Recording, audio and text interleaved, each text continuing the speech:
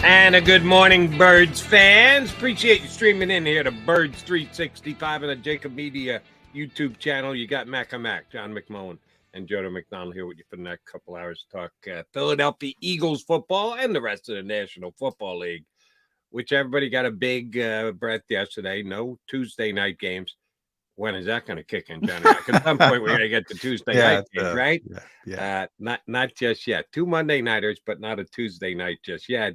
And the Eagles don't play till Monday. But as I told John yesterday, it's a good night for him. It's an early Monday night game, not a late Monday night game. Night games are night games, but they will be playing at 7:15 coming up on Monday night against the Tampa Bay Buccaneers. And they got a new addition to the backfield, defensive backfield, that is, not running back. A major signing to the practice squad yesterday, huh, Johnny Mac? Yeah, I wouldn't call it major, but it is a nickel corner. So, Taiwan Mullen, he was here for 4 days, I think, before. He was originally signed by the Chargers as an undrafted free agent. He was the one outside guy, I believe. I believe he was the only one that they signed to the practice squad when they originally put it together. And he was only here for 4 days and he got released again. Now he's back. You see that churn all the time on the back end of the practice squad. Yeah, I mean, this is not a replacement, obviously, right away for Avonte Maddox, but it's not the worst thing in the world to get a slot corner. He's 5'8.5", so he's not going to play outside. Not the worst thing in the world to get them on the practice squad, see if he can play a little bit, and who knows down the road, but I wouldn't say this is immediate help by any stretch of the imagination. Yeah, I can absolutely guarantee you I couldn't pick Taiwan Mullen out of a lineup. I wouldn't know the guy if I saw him. You were there at practice, so you might be able to do that. Maybe recognize him better with his helmet on than his helmet off. I'm not sure. 4 days he was here. I couldn't recognize him either. He was and that was at the 53 cut down. So I'd have to look at the exact date. I think they signed him on August 31st and he was gone September 3rd. So that was in the lull. I've never seen him either, Jody. So you guys didn't have any access to any of the practices. So this is and that happens, as I said, with practice squad. Maybe you see somebody shake loose, you want more, and yada yada. But now you need a body, and that's why you do this homework. The Eagles worked out 6 players yesterday, the most notable being William Jackson. But that's why you do stuff like that. In case of injuries, you build up dossiers on players, and they like them enough to bring them back, and we'll see how it develops. But I wouldn't get overly excited about Taiwan Mullen. Let's put it that way. And I think they have a full practice squad. I think they I was looking at that because you asked me. They're at 16. They announced the signing, and so that, and I was trying to figure out, it was Morrow who they elevated. They never replaced him. They swapped out the punters, obviously, Sipas and Braden Mann. So this is the replacement for Nicholas Morrow's spot, who got elevated. So they're at 16 on the practice squad. And if they sign another defensive back, one that they may have more faith in, the ability to step in and play this week, even if he hasn't been here before, like Mullen has, like the guy who we reported right at the end of Birds 365. And that wasn't an Eagle social media report you were going with the former Bengal and former commander, right? That was someone else's. No, that's just they didn't sign him. They just worked him out. Yeah. But he's a veteran player. He's played a lot. Former first-round pick, William Jackson, Cincinnati, Washington.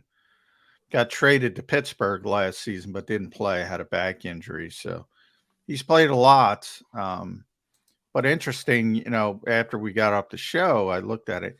Almost all of it, 95% of his reps outside, not inside. So really, yeah. So, He's a big guy, right? Isn't he tall? He's not overly tall. I think he's 6 foot right on the dot. Okay. So, but when you have he ran coming out, he ran a sub 4.4. So, when you have guys who can run like that, you tend to want them outside if they have some size. And he's not James Bradbury, but he's got some size at 6 foot. Yeah, he's exactly 6 foot. So Okay. I thought he might have been generally slightly want bigger those there. guys outside, but it starts getting to think, people keep bringing up Bradbury in the slot, and I get why, but boy, Jody, that just makes no sense to me.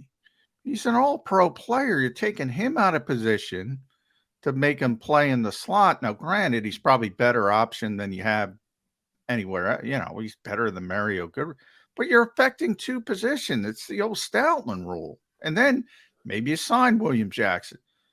William Jackson off the street isn't going to be James Bradbury outside. So it doesn't make sense to me if that's what they're thinking.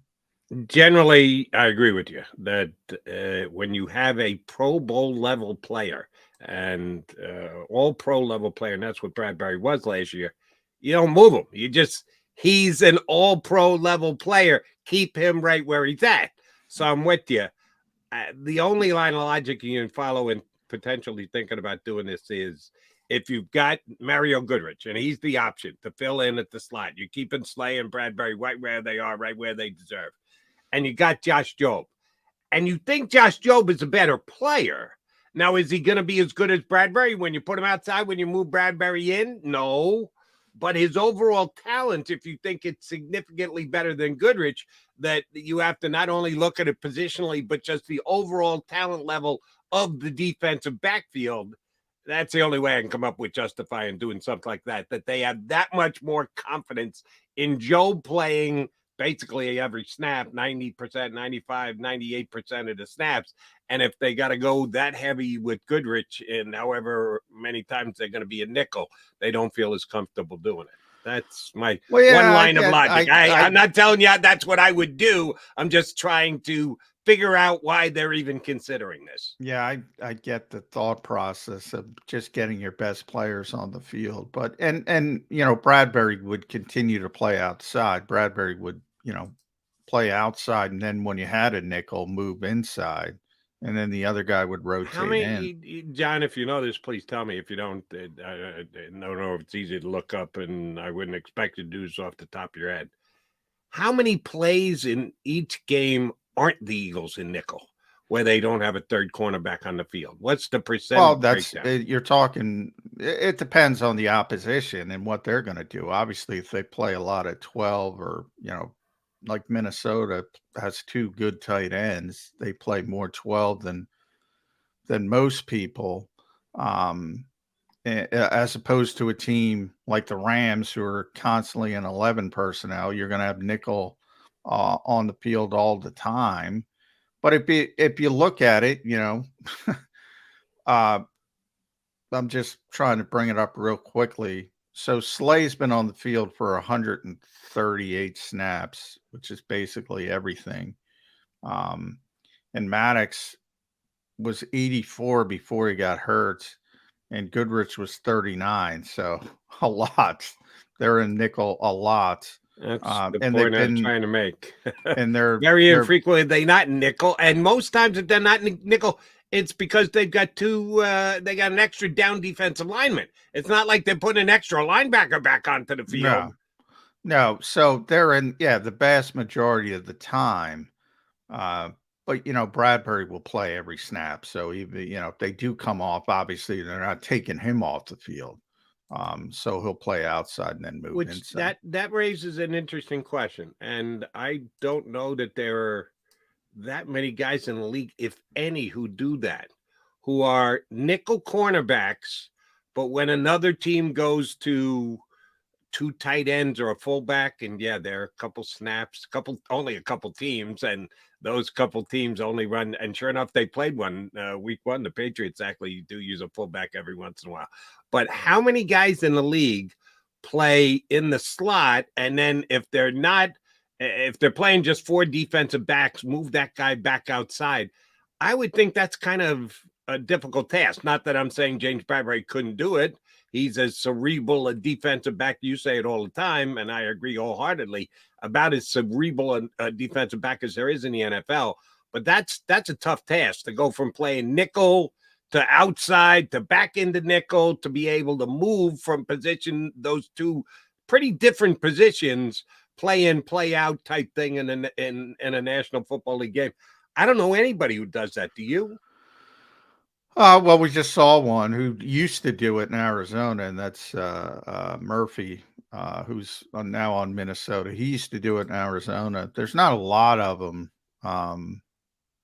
And there's some guys who could do it, but I think it's got more to do with the other players. Like we always talk about traveling as well, like Slay. You should travel Slay. Well, that impacts other players. So it has an impact on the other players as well. People don't like to do it. Like Murphy, he hasn't done it this year, but he used to do it in Arizona. Part of that is because they have no corners, and he's pretty good. Minnesota has no corners either, but their thought process has been thus far to play a lot of big nickel. They put basically a safety most of the time in the slot. So there are a few guys who can do it, but not a lot of teams want to do it. Let's put it that way.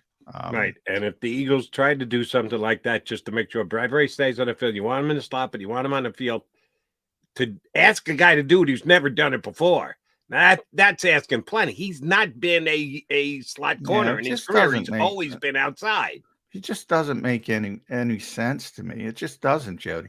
Now, I get the thought process of practicing it because, sometimes, and we didn't get to see it this week because he had the concussion, but this would have been a perfect week because Hawkinson's out there, and he's a glorified slot receiver. Later you have Travis Kelce. Maybe that makes some sense. But, to your point on how many corners play inside, outside, how many 6'2" slot cornerbacks you see?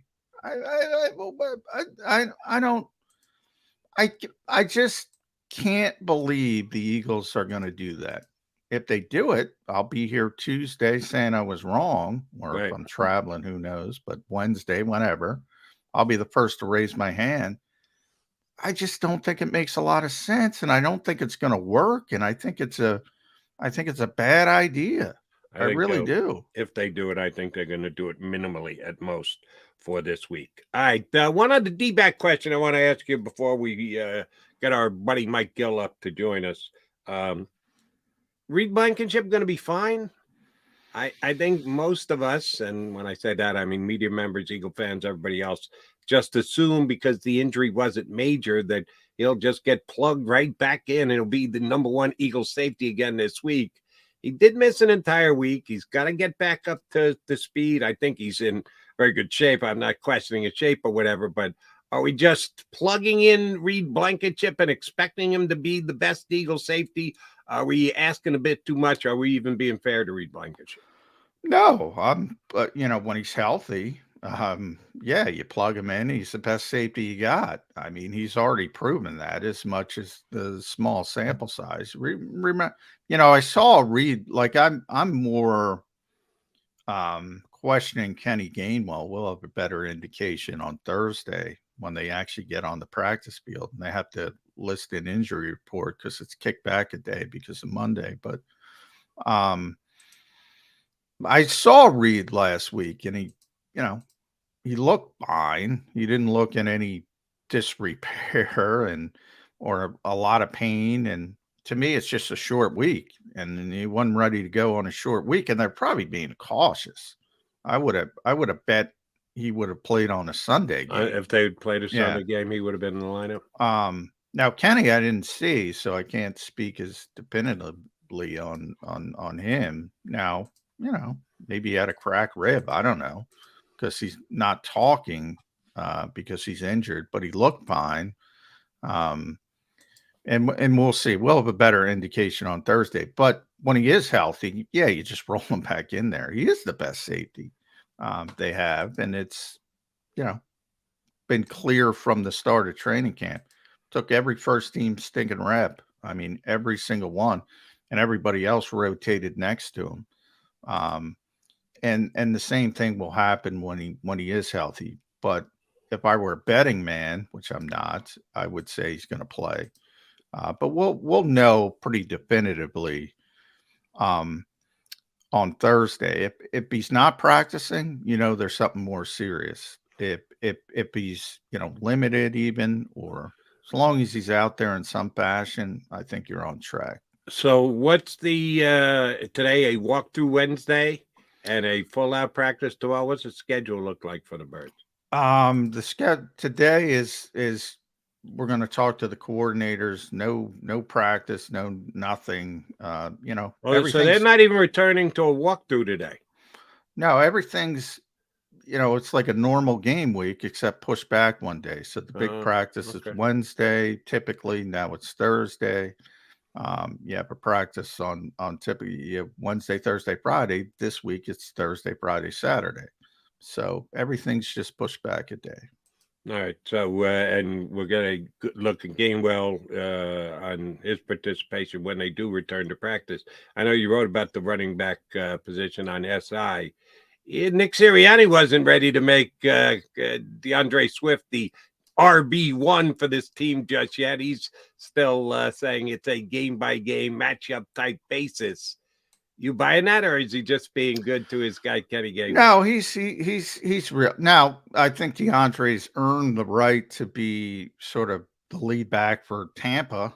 So if you want to talk about one game, but I still think if Kenny's ready to go, he's going to be the hurry up back and the red zone back, and I like to call it the high leverage back. But people get too caught up in individual performances on a given week. Like the Eagles are going to play. 75 is something to get caught up in, John. I get it, but the Eagles are going to play 15 more games in the regular season.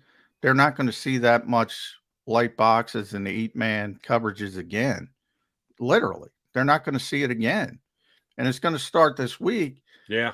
With Vita Bea and Devin White and his ability to run and Levante David. Guess what? You're not getting 175 this week. Nick. So, Nick is that team was top 3 in run defense for 3 consecutive years. And they fell back because of the injuries a little bit last year. They were still top half. But when he's out there, they're really difficult to run against. And I think part of it is Nick tempering it. Understand the situation. Like they're playing 6-man fronts. We're taking advantage of it. Vita Bea is on the schedule. Don't expect 175 from any back we have. But people, I get it why people get caught up in it, but you got to look at the context of what happened.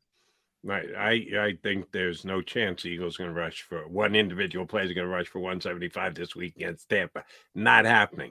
But somebody's going to get more carries than everybody else.